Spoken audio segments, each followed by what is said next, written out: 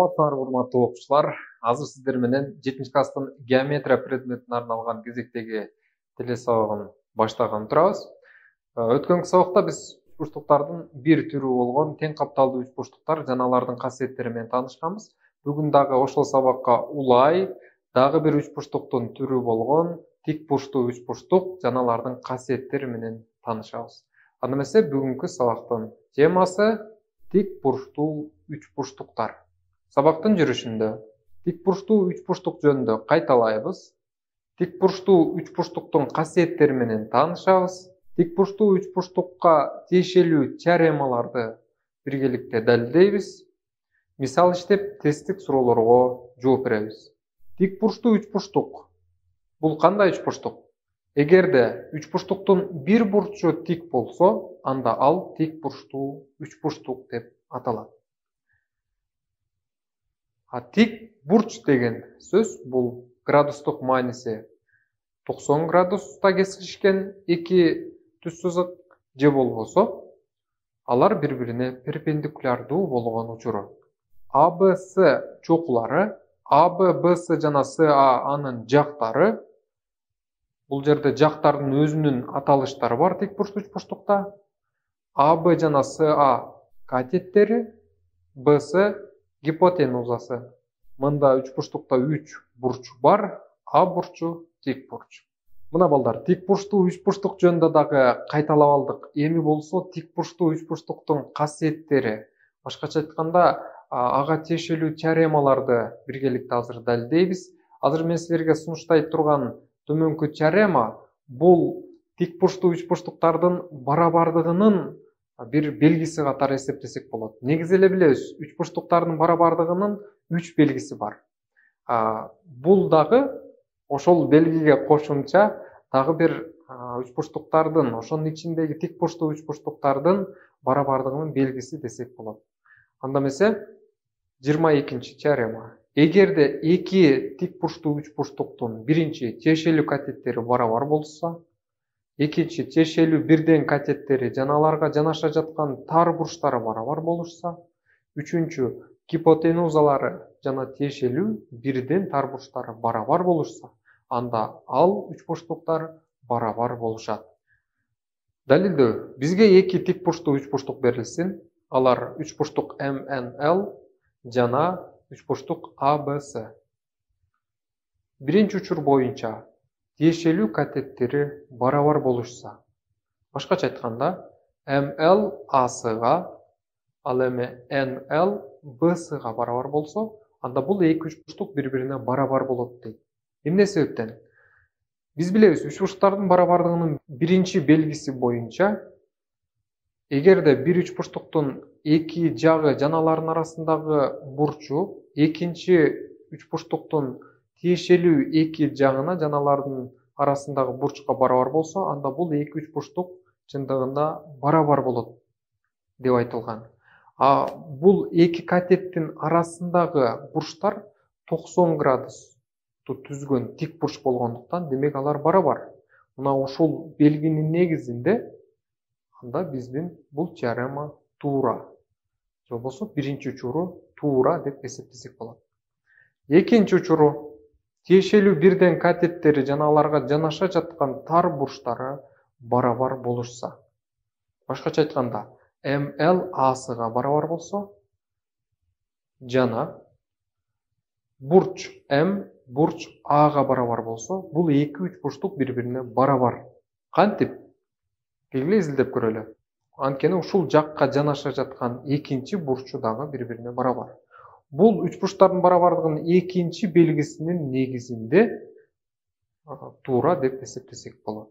Үчүнчү, гипотенузалары жана тиешелүү бирден тар бурчтары барабар болушса, анда алар барабар болушат.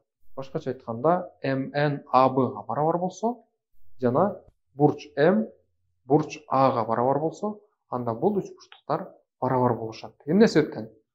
Анткени бул 15-чи теоремадагы экинчи натыйжанын негизинде бул бурчтар дагы бири-бирине барабар болот. Эмне дегенде, учбуштуктардын ички бурчтарынын суммасы 180 градусту берет. Тиешелүү эки бурчу бири-бирине барабар болсо, анда үчүнчү бурчу дагы сөзсүз түрдө барабар болот. Демек теорема толук далилденди десек болот экен балдар. 3 бурчтук m мен l 3 бурчтук ABC-га барабар экен. 22-нчи теоремага улай эле 23-чү теореманы дагы далилдеп көрөлү. Бул дагы тик бурчтуу үч бурчтардын барабардыгынын дагы бир белгиси деп эсептесек болот. Бир тик бурчтуу үч бурчтуктун катети жана гипотенузасы экинчи тик бурчтуу үч бурчтуктун чешелүү катетине жана гипотенузасына барабар болсо, анда ал үч бурчтуктар барабар болушат. Далилдөө жүргүзүп көрөлү. Далилдөө бизге эки тик бурчтуу үч бурчтук берилсин. Алар үч бурчтук ABC жана үч бурчтук A', B', C'. Ушул эки үч бурчтук бири-бирине барабар экендигин изилдеп көрөбүз. Биринчи AB A', B' жагына барабар болсун. Ошондой эле BC катети B', C' катетине барабар болсун. Далилдешибиз керек ушул эки үч бурчтук бири-бирине барабар экендигин. Далилдөөнү жүргүзөлү. AC жагынан ушул жакка барабар болгондой кылып C', кесиндисин жүргүзөбүз. Анда AB гипотенузасына барабар болгондой C', гипотенузасын сызабыз. Анда бул жерде 3 бурчтукту көрүп турабыз. Кызыл түстөгү C', жана C', B', A' үч бурчтуктары бири-бирине барабар. Эмне себептен? Анткени алардын тиешелүү бурчтары тик бурч, ошондой эле тиешелүү эки катеттери барабар, анда үчүнчү гипотенузалары дагы барабар экендиги келип чыгат. Бурчтарынан C', бурчу A', бурчуна барабар, анда C' бурчуна барабар болгон A бурчу дагы бири-бирине барабар экендиги келип чыгат. Демек, бурч 1, бурч 2, бурч 3 бири-бирине барабар. Мындан 3 бурчтук ABC жана 3 бурчтук A', B', C'. 3 бурчтуктары бири-бирине барабар. Теорема толук далилденди десек болот. Демек, бир тик бурчтуу үч бурчтуктун катети жана гипотенузасы экинчи тик бурчтуу үч бурчтуктун тиешелүү катетине жана гипотенузасына барабар болсо, анда ал үч бурчтуктар бири-бирине барабар болушат экен. Ушул эки теоремага байланыштуу төмөндөгүдөй тесттик суроону силерге берип көрөйүн. Тиешелүү үч бурчтукту танда. Төмөнкү курулуш материалынын кемтик жерин бүтөш үчүн 3 үч бурчтук берилген. Ушул үч бурчтуктардын ичинен тиешелүүсүн силер тандагыла. Бул үч бурчтук формасындагы бүтөлө турган жер тик бурчтуу үч бурчтук экен. Анын гипотенузасы 47, бир катети 32. 3 үч бурчтук силерге сунушталды. Ушул үч бурчтуктун кайсынысы ушул жерге орнотууга болот? Жооптор: биринчи А, экинчи Б, үчүнчү С, төртүнчү туура жооп жок.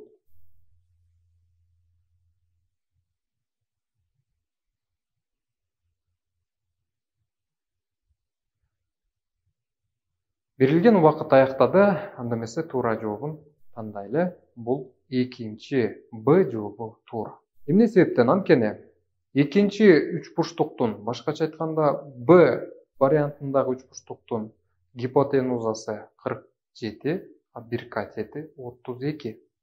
Ал үчүнчү катети 31, ал бизге эч кандай эсептөөнүн кереги жок. Анткени биз жогорудагы эки теореманын негизинде бир катети жана бир гипотенузасы барабар болсо, анда бул үч бурчтуктар бирине барабар экендигин далилдеп көрсөттүк.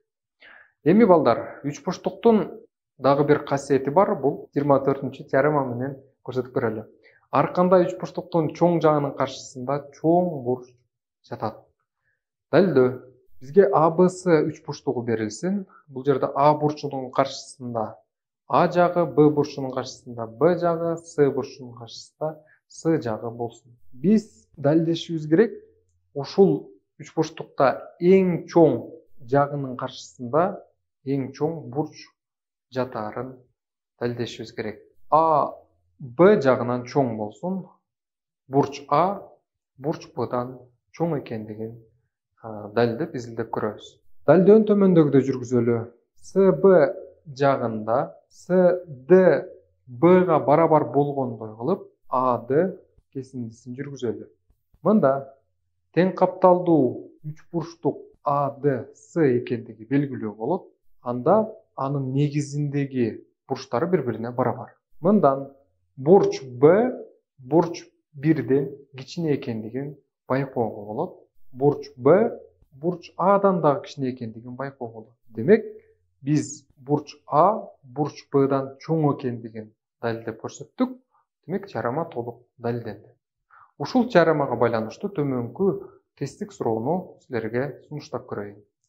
Үчбурчтуктун эң чоң бурчун табуу керек. Мында үчбурчтуктун жактары 9, 5, 3. Жоопторду сунуштайын. Бурч А, бурч Б, бурч С, 4-чү туура жооп жок. Анда эмесе 10 секундтун ичинде туура жообун тандаңыздар.